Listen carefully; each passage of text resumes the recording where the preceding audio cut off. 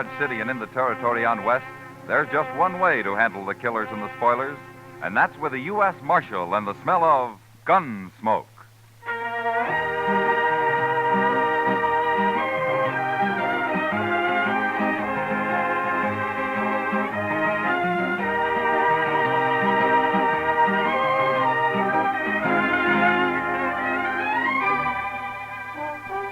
Gunsmoke, starring William Conrad. The story of the violence that moved west with young America. The story of a man who moved with it. Matt Dillon, United States Marshal.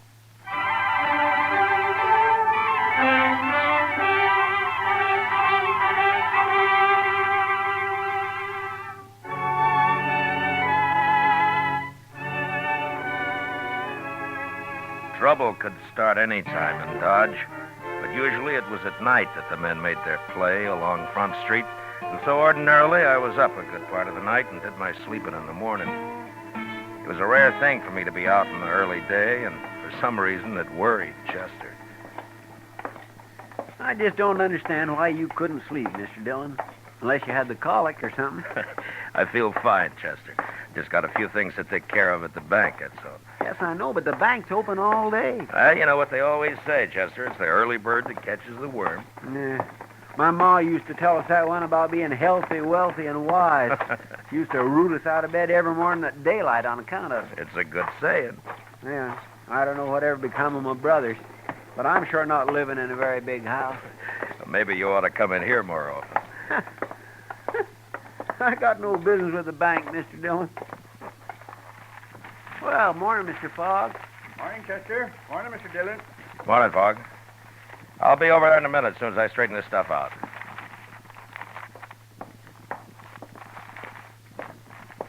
Good morning, Marshal. Good morning, Mr. Pat. You taking money out, Marshal, or putting it in? Neither, Mr. Pat. This is government business. Oh, I see. Who are those men, Marshal? What? I say, who are those men? I never saw him before. That one in the middle holding the envelope, he seems pretty excited about something. Certainly, sir. What can I do for you? I want a loan of money immediately. Well, we'll do what we can, sir. First of all, how much do you want? $20,000. 20. Mr. Pat. Yes? Excuse me, Marshal. Gentlemen, this is our president. You'll have to talk with him. I heard you say $20,000, gentlemen. That's a lot of money. What do you have for collateral? My collateral, sir, is right here in this envelope. You may look at it, but don't reveal it to these other gentlemen.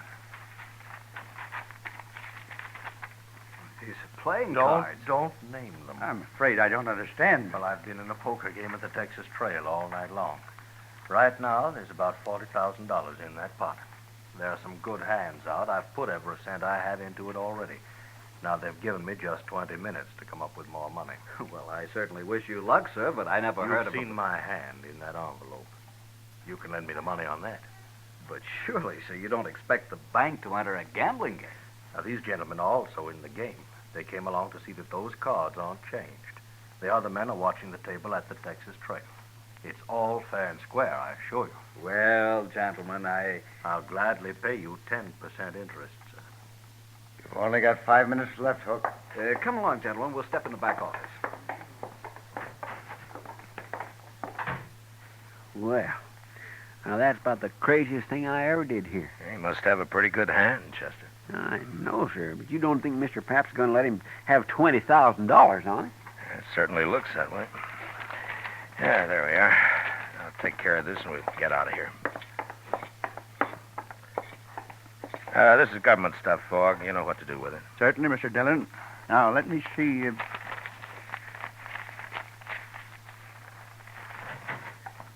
Marshal, I want you to come with me. What? These gentlemen, there's a poker game, and I've got the money here. I think you'd better come along just to be safe. You mean you gave him his $20,000, Mr. Pat? Yes, of course. Now, come over here, Marshal, I'll tell you. All right.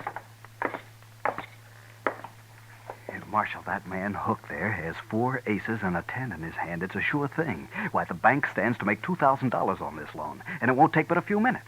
Well, you run the bank, Mr. Pat, but are you sure you ought to take a gamble with other people's money this way? I can't lose. There's not a chance in a million.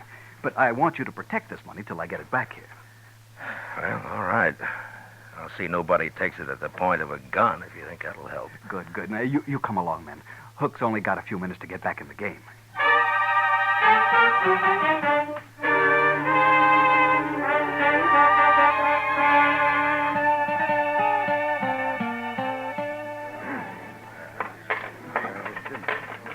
All right, there's my money, Mr. Shaneways. I'm calling you, sir. You must have a pretty good hand, Hook. All the trouble you've been to. You will see it. What have you got? 5 little hearts, all blue. I win, sir. 4 aces. But look at my hearts. They read 2, 3, 4, 5, and 6. Straight flush.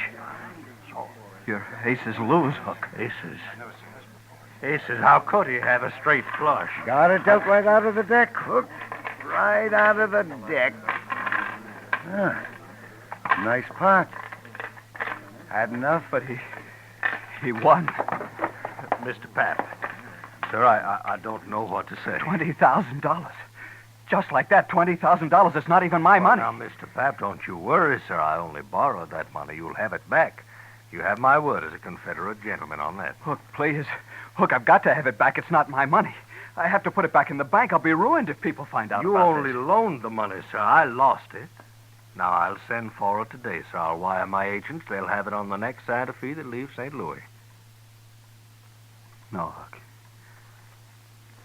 No, I don't think that'll happen. My word as a gentleman, sir. But you must be patient. I shouldn't have done it. I had no right to do it.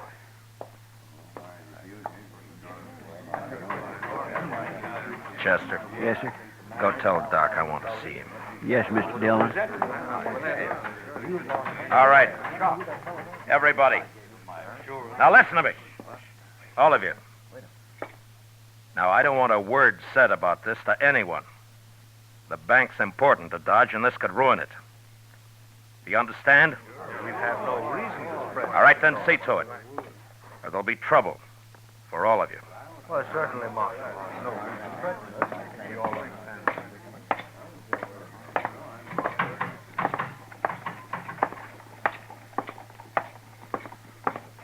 Mr. Pap, hold up a minute, will you? Mr. Pap?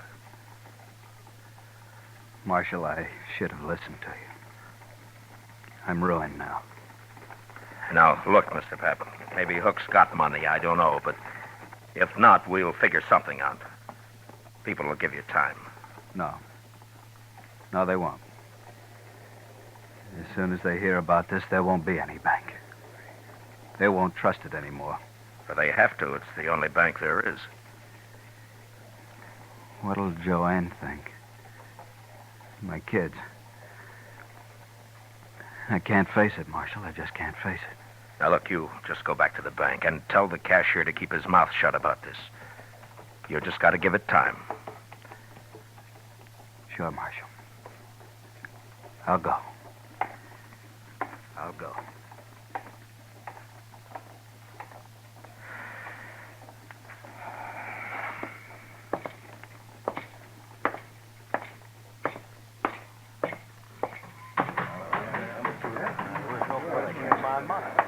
Oh, Marshal. Marshal, sir. I am sorry for that man, but he has no reason to worry. I'll send for the money at once. Yeah, you do that, Mr. Hook. Send for the money. Gentlemen, what are your names? My name's Shaneways, Marshal. Now, I'm sorry for that banker, but it's nothing to do with me. I won this money fair, and I'm keeping it. Sure, Mr. Shaneways, of course you are. Who are you, mister? Warden. And I agree with Shaneways. Gambling money's fair money. Nobody is arguing that, Mr. Varden. But remember, gentlemen, what I said. Don't talk about this. Oh, well, hey, Matt. Chester said you wanted me. What's happened? Didn't hear any shooting. Everything's all right, Doc. Oh, well, I see. Oh, you look familiar. Don't you? I haven't had the pleasure, sir. Oh, well, maybe not. No, I guess not. My mistake. Never mind, Doc. Come on. Yeah. Chester said he'd wait at the office, Matt. Look, Doc, I want you to go over to the bank. Mr. Pap is pretty upset. See what you can do for him, huh? Give him a bromide or something. Sure, Matt. What's wrong with him, anyway? He just lost $20,000 in a poker game. He lost 20... And he wasn't playing. He lent the money on the strength of what looked like a good hand. That man Hook came into the bank for it with the other two. Oh.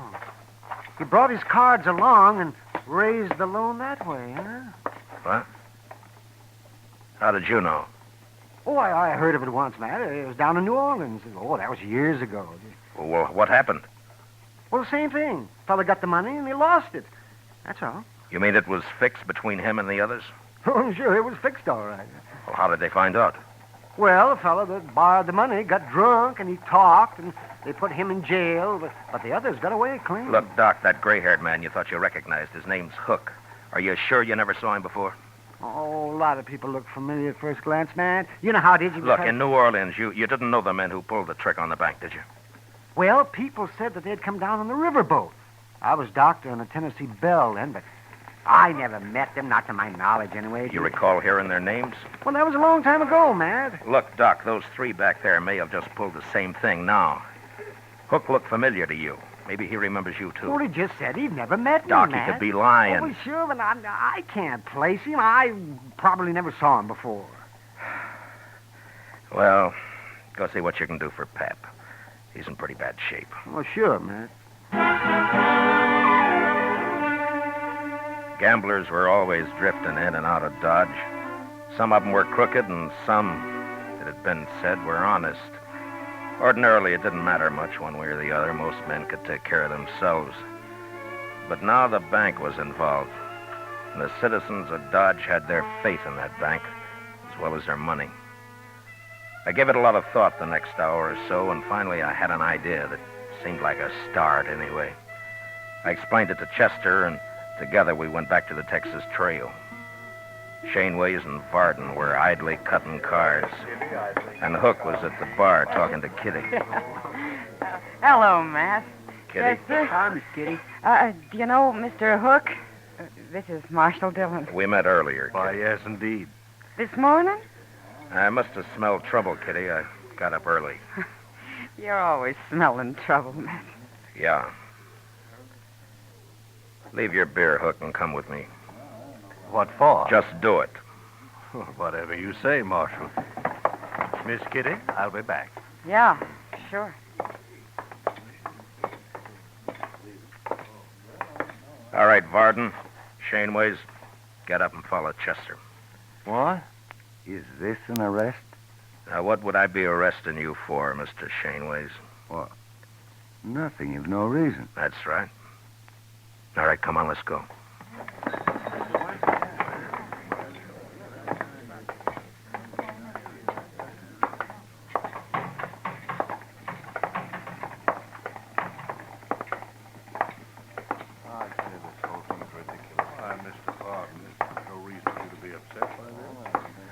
Just follow her along, please.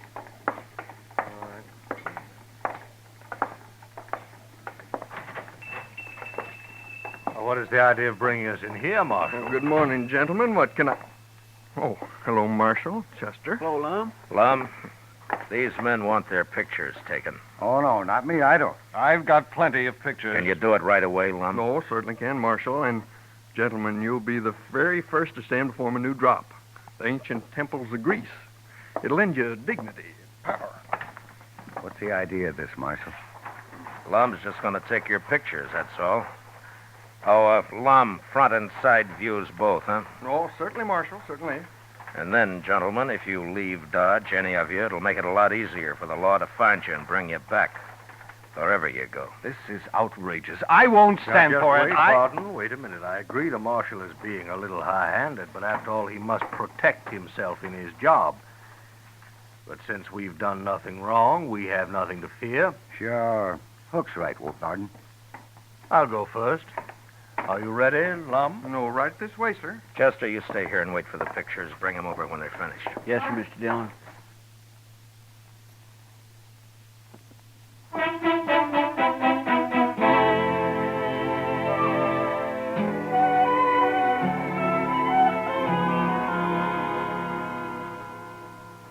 pretty good photographer, Mr. Dillon. Yeah, these aren't bad. Lock 'em up in the safe, will you, Chester? All right. You think this'll keep them in Dodge, sir? No, not if they really get scared. They're guilty, all right, aren't they, Mr. Dillon? And I can't prove a thing, Chester, one way or the other. Matt. Oh, Matt. Bad news. What, Doc? Well, this is Pap. Sent for me a little while ago. I just come from there. Oh? Matt, he killed himself. Suicide. Pap? About an hour ago. Why, that poor man. How's Mrs. Pap taking it? Not a tear so far, but I suppose she'll break down later. Neighbor woman's there with her. Yeah. Does she know why he did it, Doc? Well, it seems he told her all about it, and then he went out and he shot himself. There's no stopping it now. The story will be all over town in no time. Well, what are you going to do now, Matt?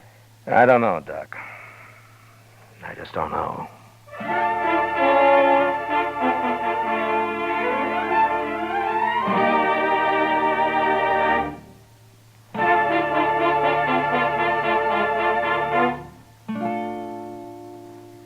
We will return with the second act of Gunsmoke in just a moment. But first, today's opportunity knocks twice for qualified women.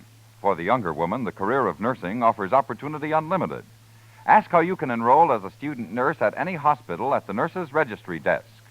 And for the older woman, there are many thousands of openings in practical nursing. Graduate nurses or practical nurses will find expanding career opportunities for years to come. Act immediately. Serve humanity and provide for your own secure future. Now the second act of Gunsmoke.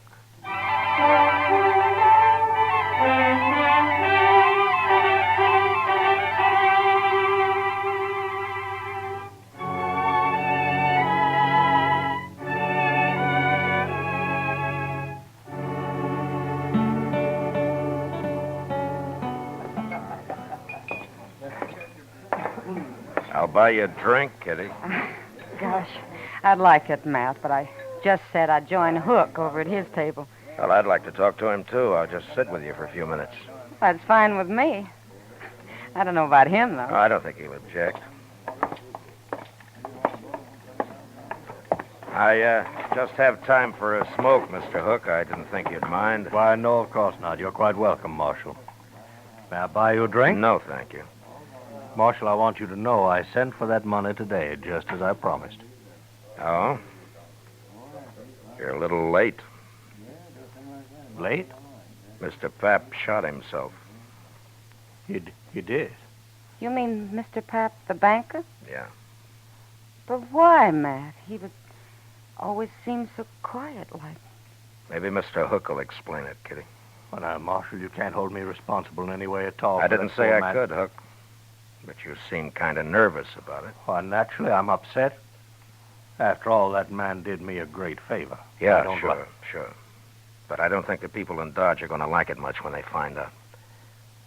Tell me something, Mr. Hook. When were you in New Orleans last? New Orleans? Mm-hmm. Well, why do you ask that, Marshal? Just curious. Well, sir, I've never been in New Orleans. Does that answer your question? Yeah, it's good enough. For now. Goodbye, Kitty. I'll drop by later. Sure, Matt. And, Mr. Hook, it still goes about not leaving town.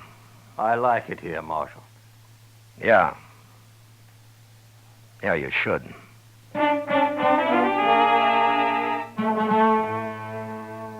Maybe I should have arrested Hook and his friends without any evidence and just seized the $20,000 and put it back where it belonged. That might have saved people's faith in the bank, but I figured my job was to give them faith in the law, and I couldn't do it that way. I'd made it plain to Hook what I suspected, and I hoped it'd scare him into making a mistake. And it did. But I didn't learn about it until next morning when I was having breakfast at the Dodge House. Mr. Dillon? What? I've been looking everywhere for you, at your room, Delmonico's, the Texas Trail, everywhere. This is the last place I hit. Well, what is it, Chester? Here, look at here, just you read that. Marshal, we're taking Doc along. If you follow us, we'll kill him. Where'd you get this, Chester? It was under the door when I opened up this morning. I ran up to Doc's right away, and sure enough, Mr. Dillon, he's gone. Come on. Go check the depot and the stage line, Chester. I'll cover the livery stables. All right, sir. It'll take me longer, so you get our horses ready. I'll meet you at the office, huh? Yes, sir.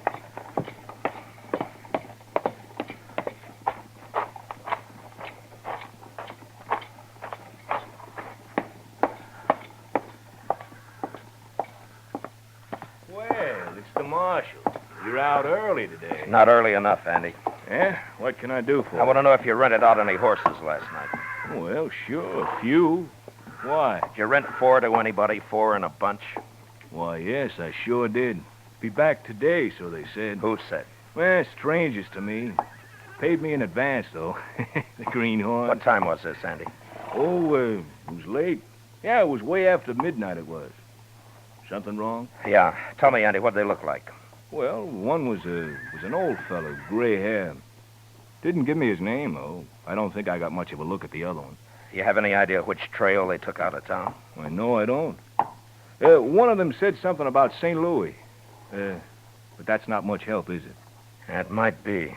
Oh, thanks, Andy. Oh, one thing, Marshal. Yeah. If you're riding after them, those horses they got are just crowbaits. I didn't figure they could handle anything better. There was nothing to do but take a chance and ride east. Luck was with us, though, and within an hour we cut their trail. 4 horses leave a pretty fair track, and we followed it, riding hard. By dusk, we could tell by their sign that we'd nearly caught up with them. And soon after dark, we spotted their fire. These were gentlemen, maybe, but they were mighty poor hands on the prairie. We left our horses and went ahead on foot. We gonna shoot it out with him, Mr. Dillon? Yeah, we can't chance it, Chester. They'd kill Doc. Now, hold up a minute. That's their horses just ahead. They sure staked them a good piece from camp. Yeah. Lie down, Chester. What'll we do, Mr. Dillon? We just wait. Those men are mighty green at this game. I think we can steal their horses without any trouble at all. Leave them afoot, huh? Yeah. Now, look, Chester, when we get those horses, I want you to pick up ours and take the whole bunch out of sight. I'm going to crawl into that tall grass just to the left of the fire there and hide until morning. Mr. Dillon, why can't I go with you? Every time we get in trouble, you always send me off alone somewheres. You always do everything alone. Do as I tell you, Chester. Yes, sir. You just wait till you hear gunfire, and then ride in fast and bring all the horses. All right. Good luck.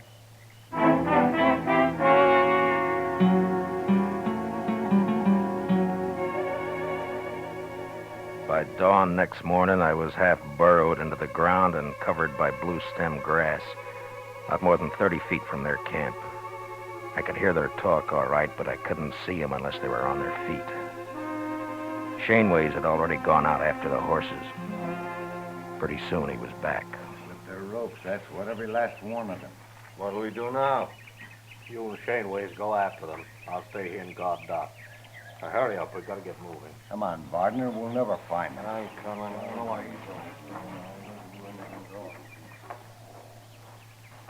you can have this country, Doc. I don't know why you ever left that soft berth you had on the Tennessee Belle. Well, I didn't have to leave it. That's more than you can say about New Orleans. More talk like that, you'll get your throat slashed like a fat shoat, Doc. Oh, spoken like a true gentleman, Hook. Or whatever your name is. Now, if you hadn't talked so much in the first place, you wouldn't be where you are now. Oh, you're a fool, Hook. I might have seen you somewhere, but I sure couldn't connect you with that New Orleans business. Anyway, you're giving yourself away now. Just how? Don't you know there wasn't a thing the law could do until you ran? Oh, you'll be caught now for sure, yeah. Oh, I doubt it. Why don't you untie my hands? I can't eat this way. You'll manage. I let Hook and Doc wrangle on till I figured the other 2 men had walked about a half a mile from camp. Then I waited till Hook had his back to me, and I stood up slowly and moved quietly forward. Doc saw me and almost spoiled the game, but he caught himself in time and then started another argument with Hook. I was about 15 feet away when Doc suddenly kicked the coffee pot off the bar and all over Hook's legs. And then I moved. Oh! Hit him again, Matt. He can stand it. No, that's enough. All right, get up, Hook. Oh, Marshal, easy now. Don't shoot. Get Doc untied and be quick about it. Yes, get me untied. Think about it. Yes. Oh, that feels better. Oh, Hook, if I weren't a professional man, I'd punch you right in the eye. Never mind, Doc. Here, put his gun in your belt. All right, I'm just mad enough. I'd like to have an excuse to use this. Matt, what are you doing? You'll see. Matt! Why, you'll have them back here in no time. I got a surprise for Hook, but he's not going to like it much. Huh? Oh, Where they got the money, Doc? He in that saddlebag, right over there. The yellow. All right, get it, will you, quick? Hurry up. Them two didn't get very far away. All right, Doc, if you got the money, get up on the horse. You too, Hook. Come on, quick now. Come on. Yonder they come. You see him, Mr. Dillon? Yeah, I see him. They're shooting at us. Well, I'll fix that. All right, hold it, Chester. They can't hit us from there. Come on, let's ride. You just gonna ride off and leave them, Matt? Oh, we got you, Doc, and we got Hook, and we got the money. Oh, but they'll die out here, Marshal. There's none of us know how to live out in this prairie. Well, maybe they'll learn. It's a good way. You're murdering those men. Oh, they'll be all right for a few days, Hook. You'll all meet in prison. All right, ease up. Hold. We've left. Well, what do you plan to do about this? They're full of fight right now, that's all. I don't want to have to kill them to take them. But in a few days, they'll be so hungry and scared we can walk right up to them. Nobody will get hurt that way, neither them or us. Mr. Dillon? Yeah, what is it, Chester? Mr. Dillon, later, in a couple of days, let me come back and bring them in. What? Just me this time, alone. Well, now, Chester, Please, Mr. Dillon. Okay, Chester. You can do it. Alone. Thank you, sir. All right, Hook. Ride a little faster there. We ain't got all day.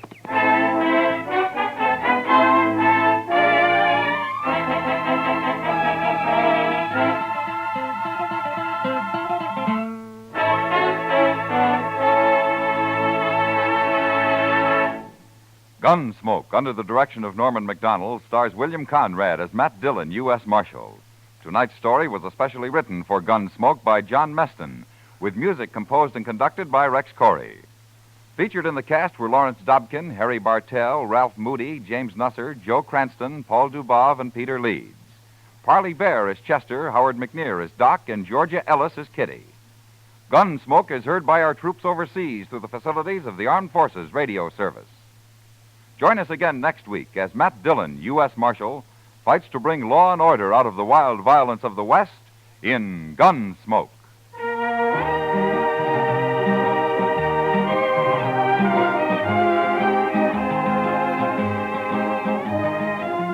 This Monday night on the Lux Radio Theater, June Allison recreates her original screen role and appears as the Girl in White. Don't miss the Lux Radio Theater this Monday night on most of these same CBS radio stations. George Walsh speaking.